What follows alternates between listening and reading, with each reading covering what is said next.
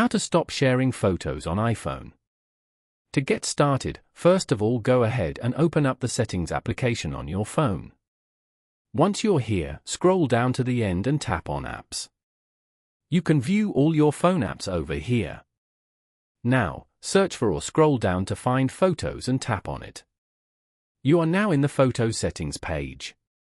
In this section, you can customize various aspects of the Photos app, including how it interacts with iCloud, how it displays your library, and more.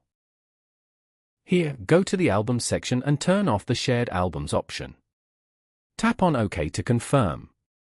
Turning off shared albums will delete all shared photos from your iPhone. Following these steps, you can easily stop sharing photos on iPhone. Thank you for watching. Please leave a like if this tutorial helped you, or leave a comment below if you have any questions related to the video.